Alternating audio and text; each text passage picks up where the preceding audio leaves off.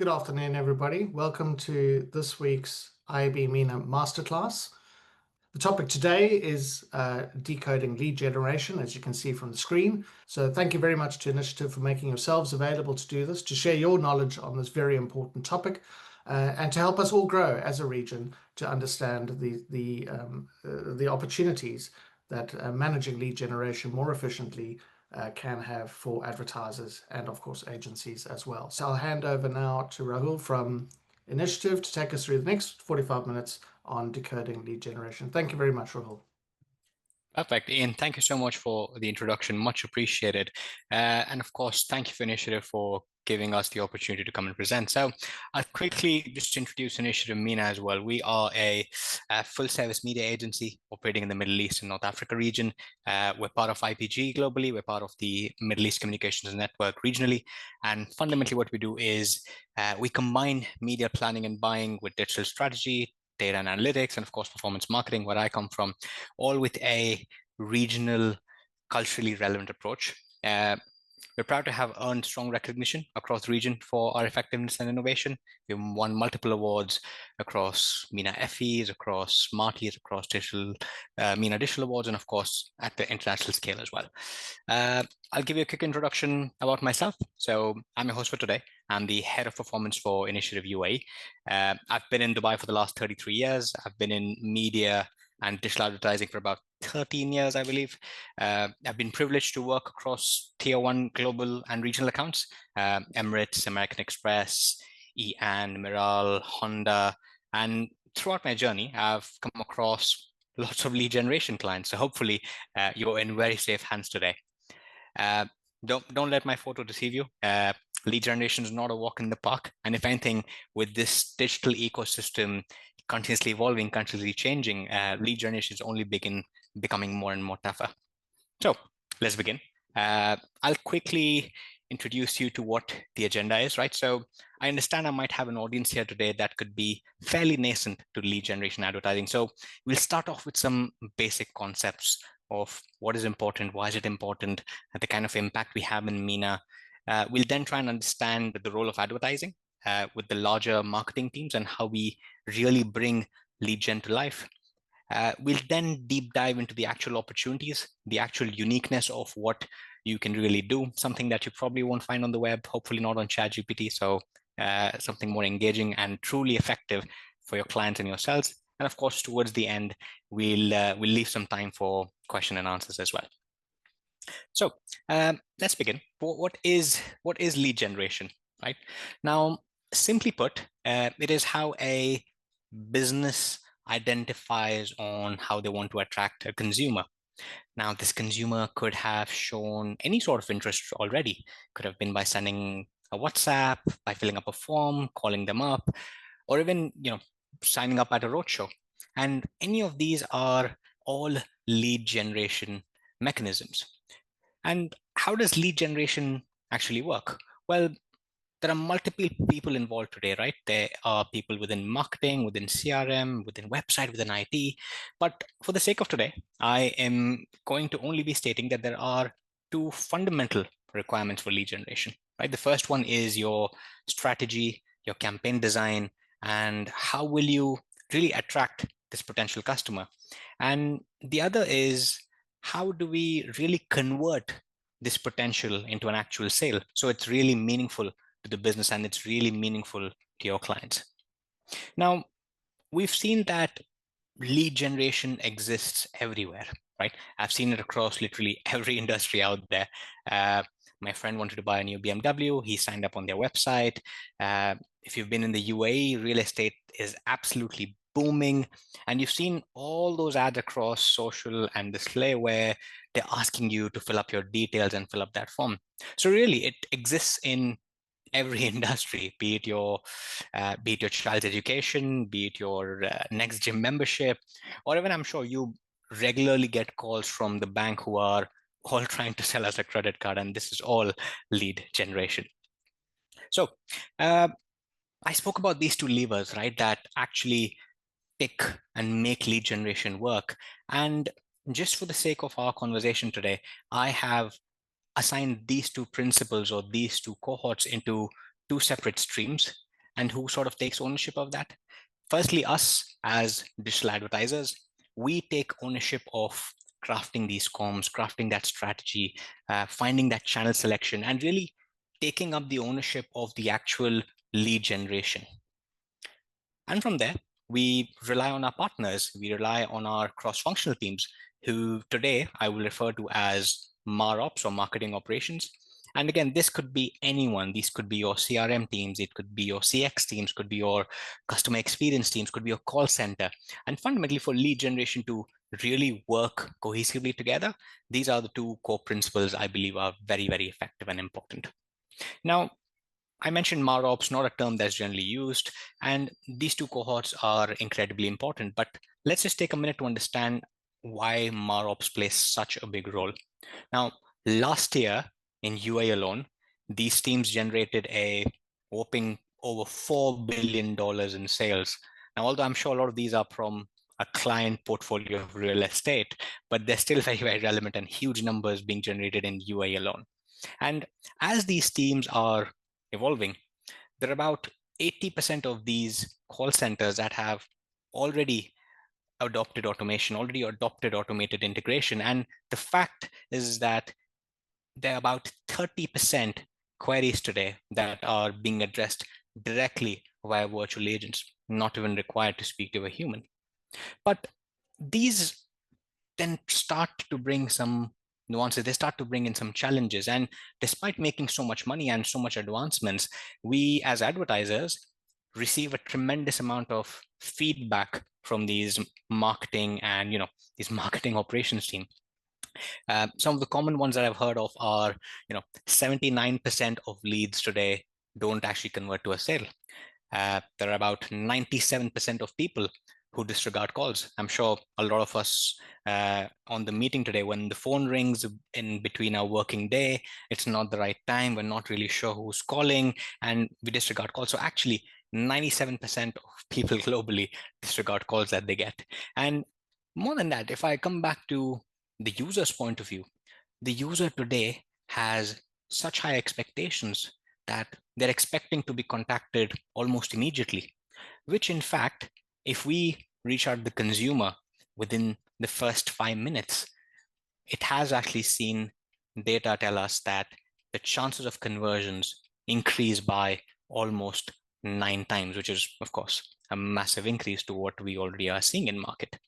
So we try and understand why this gap sort of happens. Why are MarOps teams and us advertisers not necessarily on the same page? So why does this happen?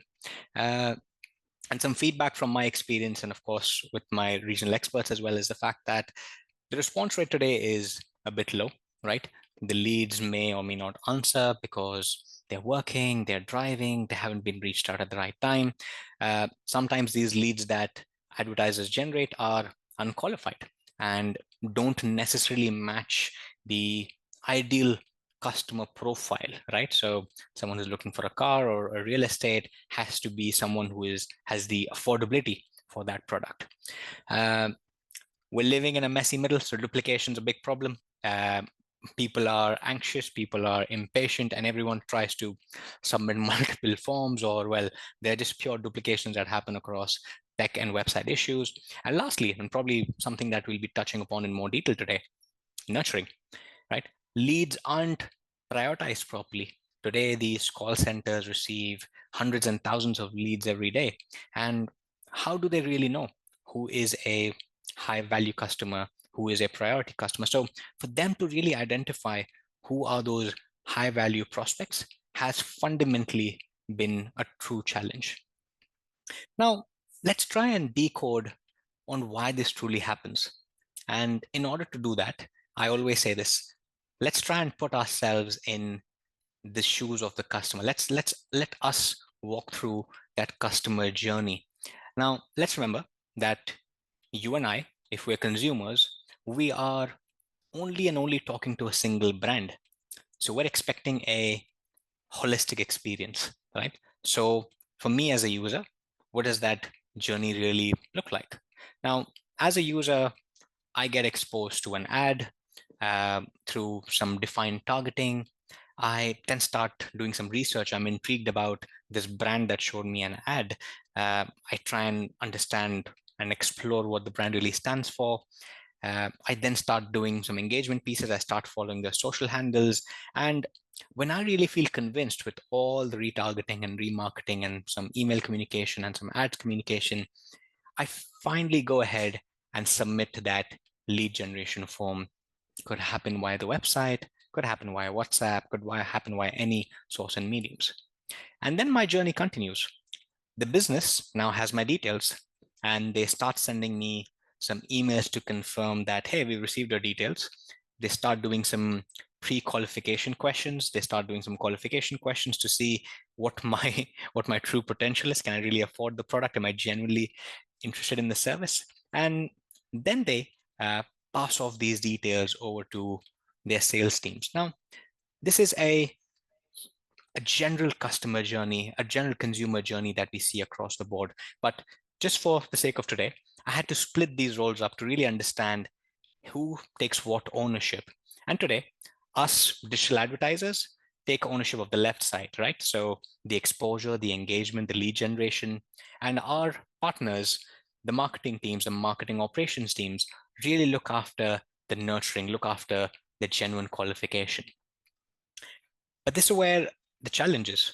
The ecosystem is evolving, the expectations are changing. And fundamentally, what this means is that in today's digital age, the expectations from advertising are incredibly elevated.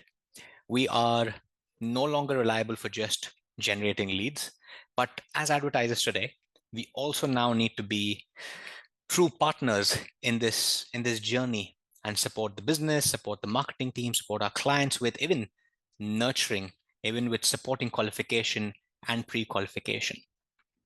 Now, I'm not saying that their job has shifted to ours, but what it means is that we really need to equally participate in this qualification process so that we're able to resolve some of these pain points that businesses and clients face. So how do we do this? That is all today's session will be about. But today's session will actually focus more on the incremental recommendations of lead generation that focuses on these three buckets of nurturing, pre-qualification, qualification.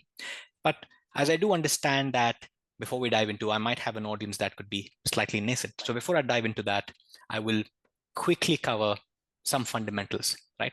And these fundamentals are your basic guiding principles. If you've been in digital, if you've been in media, if you've been in performance, you're probably already aware of a lot of these optimization tactics. But before we jump into the complex incremental recommendations, let's just quickly go through some of our fundamentals. The first one is the right channel mix, the right channel optimization, ensuring that you are pushing the best channels that are maximizing your growth, maximizing your audience reach. The next one's, of course, your audience precision and your audience segmentation. The more your audience has been nurtured, the more intense signals we use to identify that highly fit audience, the better your lead generation campaigns more and more become. The third one, and probably my most favorite one, every data point out there will tell you how important creative today is for any ad, for any performance media account, or for any digital activity. And to ensure that your creative message really speaks the same language in terms of its visuals, speaks the same language in terms of the copy, and they're truly communicating the value and the value proposition to attract the right prospect is what ensures that you already have a successful campaign. Tracking fundamentals, ensuring that all your backend leads are being mapped to your website or whichever source they're coming from, or cross-connecting them to your servers, cross-connecting them to your ad platforms is incredibly important. The next one's optimized frequency. So of course, I think all of us are probably tired of seeing the same ad again and again and again, and really building those nuanced optimum frequency funnels through the right branding, to the right trading, to ensure that your weighting across frequencies remain clear, ensure that your clients and your end users have a great experience. And last one, of course, landing page optimization, ensuring that when the user is there on the brand page to really make that final submission, they have a great experience. Now, These 6 are just a crux of what your core advertising principles need to be, especially from an optimization point of view. But now let's try and jump to really understand how can you elevate this. So if you recall, one of the challenges I mentioned that MarOps teams have today is nurturing. So one really important thing we must focus on is making sure that people who have already submitted a form don't keep seeing the same ad generically over and over again. Now, how many times has this happened to each and every one of us? We've seen an ad, we liked it, we submitted interest, and then I haven't gotten a call back, but I still keep seeing the ad again and again. It doesn't really give me a great experience. But by driving exclusions, it not only gives us a better experience as a user because no one likes these repetitive ads, but it also helps advertisers use their ad spend more efficiently. Plus, it keeps our performance metrics clean, right? It allows us to follow up with those leads in a more personalized way, which ultimately drives higher engagement and far better conversion rate numbers. Now, let's say once someone's submitted that lead form, they don't just disappear into the system. They should actually move into a more specific retargeting audience list. And now this is where things start to get more and more interesting. Now, the right way of this would be that they start seeing an ad that not only just confirms their submission, but tries to keep that conversation going until they get that WhatsApp, email, or call. For example, let's say your ad might go out to say something like, thanks for reaching out. While one of our agents prepares to contact you, why don't you download our brochure and explore some of our solutions, right? So instead of just waiting for that call or email, which they've immediately engaged with, they already have helpful, relevant content that really keeps that momentum going, that really keeps that lead warm in that mid to lower funnel stage. And after they've had that initial qualification call with your call center team, let's not stop there. Let's continue using advertising to our benefit. The goal here, let's remember, the goal here is to keep the consumer warm by continuing engagement across multiple channels. Could be through ads, could be through content, could be through email, could be through anything, right? Our job as advertisers is to ensure we stay on top of mind, we maintain that strong engagement, and ultimately increase our chances of really converting that lead into a sale, right? So for example, if someone's already had a connection with your call center, send them a different ad, send them watch our results in action, tell them how our other clients have actually seen success, have seen a real improved return on their investment. It's the messaging and the retargeting here is all about really reinforcing that trust and keeping that relationship alive while they are still in that consideration phase. And during this moment, I just want all of you to think for 1 minute, right? We don't make impulsive purchases. Well, some of us do during different times, but mostly it's calculated. It's mostly because we were exposed to a brand. It's because of the service we had. It's because of the experience we had. And as advertisers, we often make the mistake of once the lead generation is done, our job sort of ends there. And here's where I want to first challenge your narrative and saying our job of nurturing these leads are equally important. So do retarget them, do give them a holistic brand experience. And when they don't want to see a generic ad, let's start excluding them. Now, this next piece is really exciting. It it may not be the only, it may be the only piece today that is a bit away from advertisers' control. These are the AI-driven voice agents, right? These smart agents handle real-time lead qualification, right, through instant callbacks and really strong structured assessments. If you go back to one of the statistics that I had shown where we have a 9 times more chance of winning the lead if we call them back within 5 minutes. For that, we really need to integrate a more automated AI solution. So imagine this. Basically, the moment a lead comes in, the AI agent can call them back instantly, asking the right qualifying questions, even introduce the product or service, all using your sales catalog or all the information we're feeding our AI. Now, let's take an example. When I keep going back to the real estate example, if it was one of our developers, the AI agent could start asking about what's your budget? What's your preferred location? when are you looking to buy? What's your buying timeline? And based off these answers, the AI is able to gauge the actual interest level.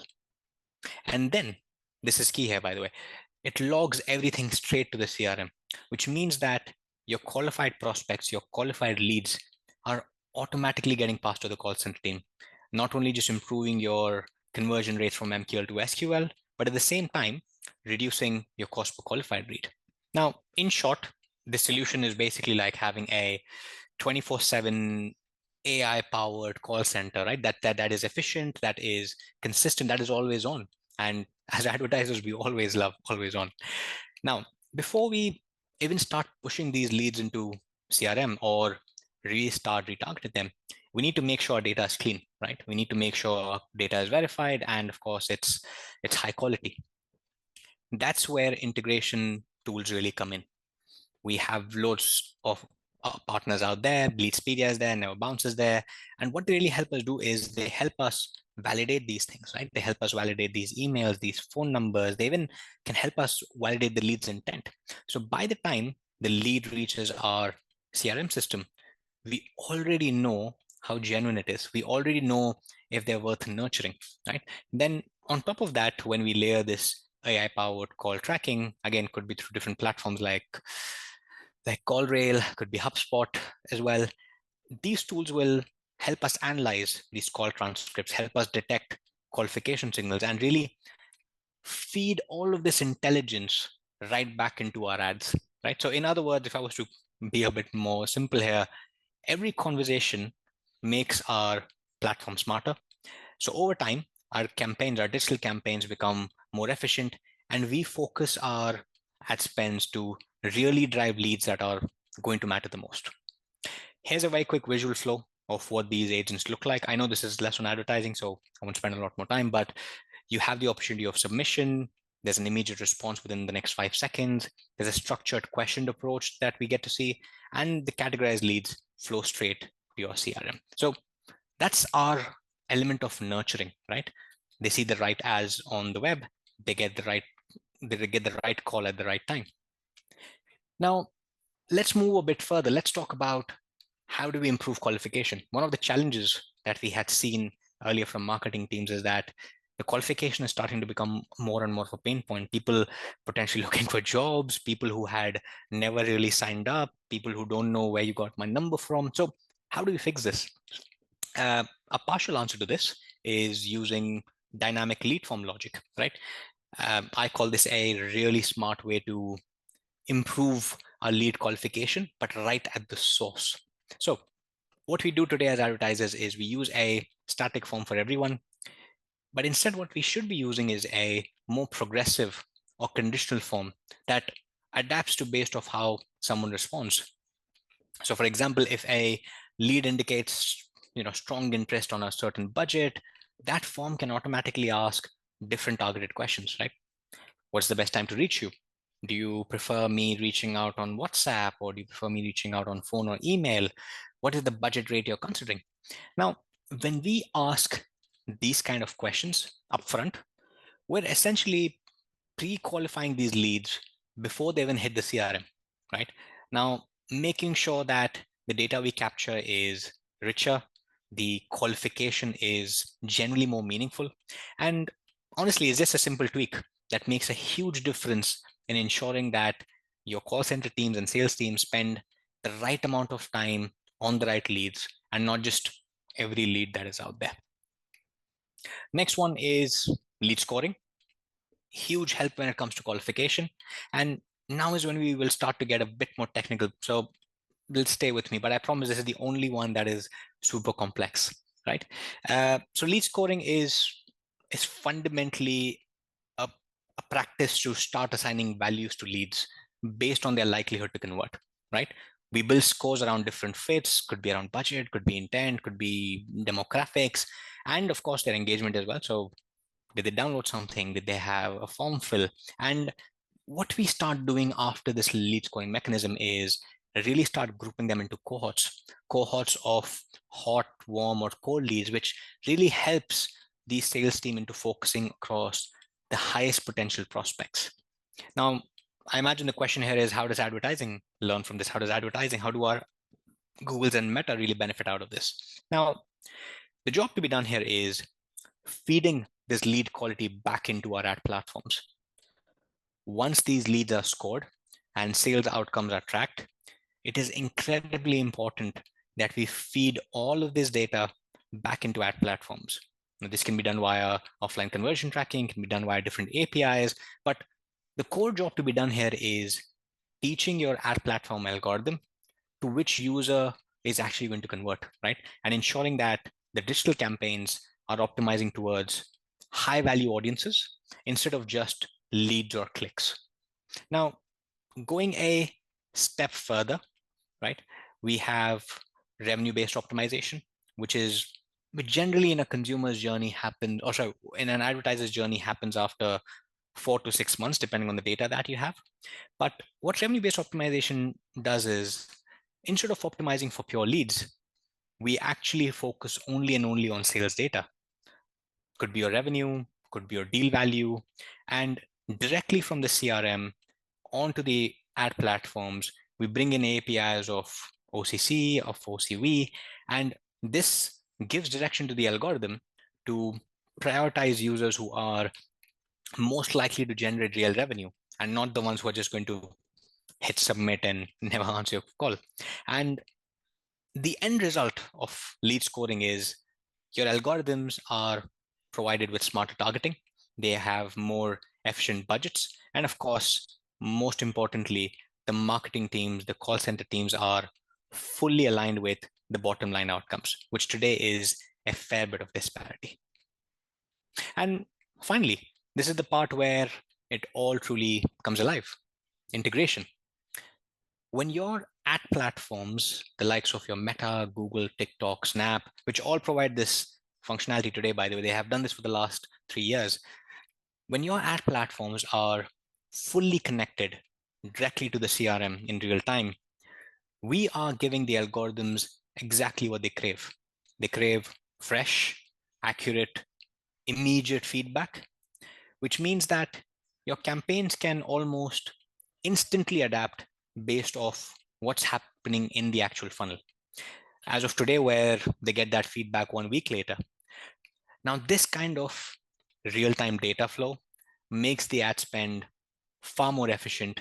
It ensures that the decisions are based on genuine outcomes. It helps every optimization move closer and closer to the revenue impact.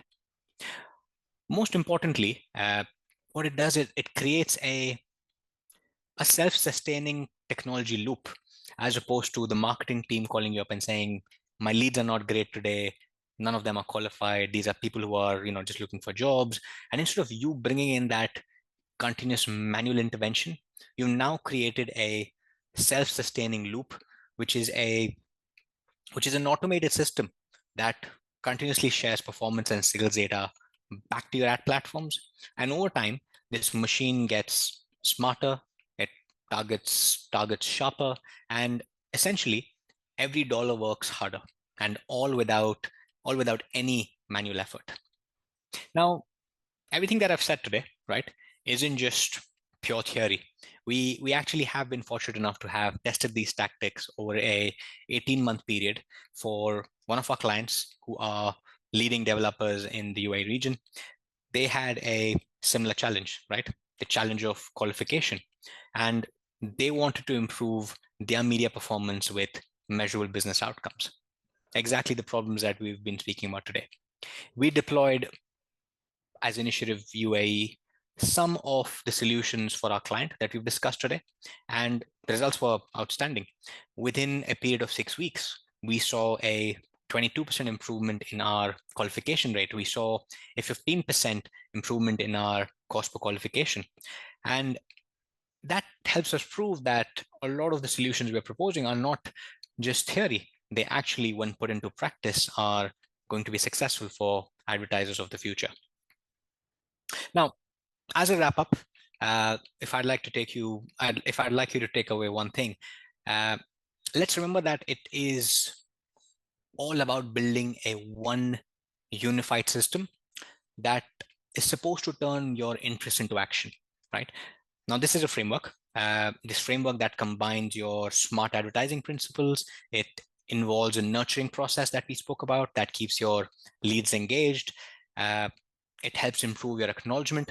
So every lead can feel that they are seen, they are valued. And most importantly, the automated qualification using AI, using dynamic forms, using agents, using real-time scoring. This integration really brings the whole piece together. And when all of these elements work together, we create this cohesive architecture, right? That not only drives leads more efficiently, but also ensures that they're handed off very seamlessly to all relevant businesses. Now let's go back to what we started. The challenge today is that advertisers and marketing operations team sort of work in the silos. And in short, this system is designed to answer those problems. It is designed to maximize your conversions. It is designed to optimize your budgets and fundamentally continuously improve your performance, and all while keeping the experience seamless for your customer. That's a wrap up from me. I would like to open up the floor for the last 10 minutes for any Q&A if anyone has for me. I think there's something that's already come in the box. Yeah, there's something in the chat if you just want to address that from Constantine. Oof, okay. So Constantine's asked, what is the right balance between asking the right type and the number of qualifying questions at a lead stage versus making lead forms as simple and frictionless for users as possible? Constantine, firstly, thank you so much for the questions. I've been on both sides, fortunately, unfortunately. I've been with clients that are saying, let's make the customer experience completely seamless and not have multiple questions. We just want their details and we want to start ingesting their information, and our call center will do the job. I've been on the other side where I've been told that our call center team does not have the bandwidth, right? So ask as many pre-qualifying questions that as you can. The diplomatic answer here, Constantine, is it all depends on your business. It all fundamentally varies from client to client, vertical to vertical, real industry to industry, and how experienced your brand is. A more honest answer to that, based off my experience, is anything lesser than 2 is not qualified enough. Any number of questions more than 4 or 5 has started irritating your user. So my sweet spot is anywhere between 3 to 4. Cool, thank you. And thank you so much for the insightful talk, Rahul. Just as a follow-up question on that, would you say that in an age which we are now, where a lot of the lead qualification, first of all, is increasingly falling under the remit of the advertising agency partner and so on and so forth, and is increasingly, as you sort of showed, being automated, with the use of voice agents, do you think we're actually moving towards shorter lead forms again, or for better reason? Because now actually you don't have this issue of call centers being overloaded. You have voice agents which can do that qualification instantly at scale, very customizably. 100%. And I actually first want to ensure that a lot of businesses today are not yet into the voice agents, maybe because of personalization, because of wanting to have a human touch. I've received feedback that, listen, it creates too many points for the user. They fill up a form, there's a voice agent, then there's a call center agent, and then there's a sales call. Multiple businesses have different sort of feedback. But yes, if we are able to deploy voice agents, it means that our pre-qualification criteria can actually become lesser. We don't need to ask 5 questions. We don't need to go into so many queries. The AI agent, if it's really calling them back within the next 5 minutes, we are able to ensure that our pre-qualification can be simpler, giving a more seamless experience for the user. Cool. Thank you, Rahul. Thanks for asking, Constantine. Appreciate the follow-up question. I've got a few more, and I've got a few hands raised as well. I'll first go on chat. What are the main challenges that usually come up from client side for integration of the tools that you mentioned? Okay, so I'll try and break this down into 2-3 different requirements. The first one is MarTech maturity. Although ad platforms have developed the best sort of playbooks and guidebooks in terms of how can this integration really happen, we need to remember that the client CRM is the main source of truth or main source of integration that really needs to be building this loop back, right? So the core challenge that I have generally seen, the first one is the lack of maturity, because not a lot of people have done this before. The second challenge that we see is the right level of access. There are issues when it comes to integration and all parties having the right level of access. And third one, which is probably the most important one, is fear, which is a very interesting one. Clients feel that, not clients, in fact, I myself feel that if today my data is sitting on a CRM and I link it back to a Meta or a Google, I fear that has my data been compromised? Does Mark Zuckerberg now know that I am buying a property? And that fear, and as we move into a more data-centric and data-compliant world, businesses want to protect this information. Even if I'm not a buyer yet, even if I'm not an end customer yet, they still feel obliged as if they owe me to protect my data. So I would say these are my three challenges: the technical maturity, the accesses and integration issues, and of course, the fear of data. I see a couple of hands raised. I would say, Snita, if you'd like to go next, please go for it. Yeah. Listen, first of all, Rahul, thank you. Super interesting. I think for me, because I started my career in performance marketing, so this is always like my heartland. And what I've really seen is when I started off, it was really about creativity and your human instinct and understanding your campaigns and understanding lead generation. Everything back then was like super manual. So what I loved about your presentation was the updates on the AI and the automation part of it. What I'd really like to know, because I really find that a lot of clients and a lot of teams talk about this a lot, is sometimes I feel like that AI automation and all of that really, from that lens, it means that you kind of take away from the understanding of that kind of human creativity and how that works. And that pendulum has just gone from manual to fully automation now and AI. So my big thing is, how do you think that whether it's brands in-house and clients in-house or teams, how do you balance that machine kind of efficiency, but still have your finger on the pulse and able to kind of lend that human creativity in this space that we're kind of living in now? Yeah, that's a great question. That's a very challenging question, actually, Snita. I would have imagined a veteran like you to ask me a tough one. Sorry, but I mean, there's no real answer to it, but I just feel like that's the thing that I see everybody. How do you, if you're going to use all the automation, right? If you're going to really lean into all of the great things that you said, which are brilliant, how do you stop yourself from losing sense of adding your parts of your kind of rigor and your creativity, your human creativity into it? Yeah, I'll answer that on multiple fronts. Let's talk platform first, because we're performance media people, right?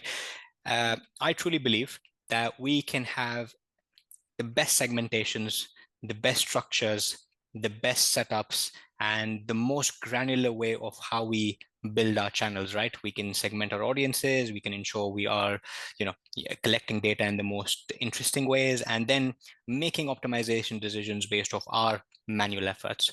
What we sometimes forget is the fact that the machine's starting to get smarter day by day. The machine is real time. The machine has information about the user that it does not tell us. It knows signals about the person that you and I will probably take time to really identify. We fall into this trap of building cohorts across interests and across behaviors, and you and I could have very similar traits, but have very different buying behaviors.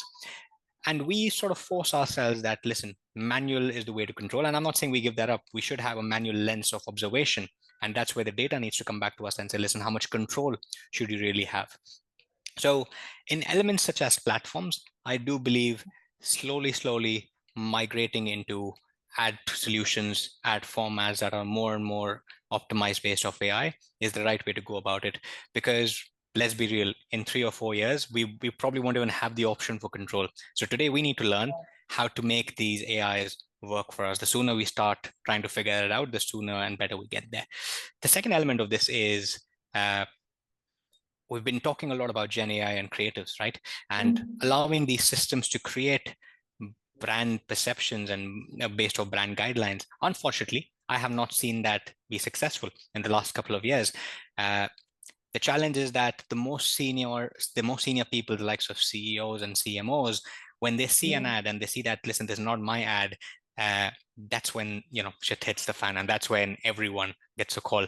So if your question was about balance, my answer to Yeah. balance is, when it comes to technology, which that the AI is going to do better for you, if it's going to write better ad copy for you, as long as you have a blanket of governance, as long as you're monitoring what the AI is doing and you have a genuine understanding of what AI should be doing for you, that's great. But there are still elements of AI that are still evolving, and we need to, take those up as caution. Cool. Thank you, Rahul. Yeah, I hope I managed to answer you. Yeah, you did. It was amazing. Thank you. Loved it. Yeah. Thank you. I see Tanmay is up next. Tell me, Tanmay, how can I answer? Firstly, thank you, Raul, for taking us through this. This was very, very insightful and helpful. I just had a question about nurturing. I know you mentioned how important it is to nurture the audience before this Yeah. phase. I just wanted to get your recommendation. Firstly, wanted to understand how important is awareness and consideration phases before, and your recommendation on the phasing, whether it should be done simultaneously, there should be split. Uh, you know, we have seen multiple scenarios in the past, so just wanted to get your thoughts on what is the kind of optimal way to use the earlier phases. The brand versus performance debate is probably as old as I am, right? Marketeers have probably died trying to answer that. I'll try and answer it in a simple way. The first job to be done is identifying who the right audience is, what the right audience persona is. Why do we believe that persona is fit? I think we haven't evolved enough yet today, where we just, let's say if I was selling real estate, the first audience I'd pick are investors, banking, and people interested in properties. That's the first kind of thing we do. We don't do enough customer understanding with our clients and with the actual business that, hey, listen, why don't you help me understand who's the genuine persona, right? Do they like gambling? Do they like traveling, right? It could be a person who has literally no interest in investment and crypto and hedge funds. So I think our starting point there needs to kind of change, right? Once we've identified this audience, we do our basics. We size the market. We try and understand what the populations are, who genuinely understand, who are generally in market to buy. We start running surveys on, do they really know our brand? And the likelihood answer is that they probably don't know our brand, right? Our lift surveys, our consideration surveys are your answer to saying that, yes, we genuinely do need awareness. We genuinely do need that consideration, because let's think about it. If we don't help users understand and tell them why we are best for them, why would they consider us? And the competition will automatically take that piece away. So yes, although my title is head of performance, I'm a huge advocate of branding and consideration, because without that, performance will never work. I go back to a great example of one of my previous clients, a top tier airline in the region. Probably everyone's understood the name and no point in hiding it. But they have thrived off building brand equity for the last 35 years, where it makes the job for performance a lot more easier.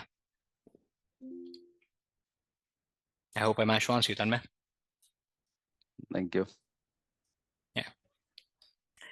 Do we have any more questions? Yeah, there's Nesma on the chat.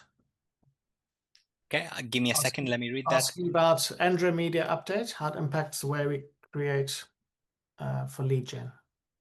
Wow, okay. Well, I mean, I think firstly, well done, Nesma. I don't think a lot of people on the call do understand what Android Media today is, so you're clearly keeping up with the industry. I appreciate that.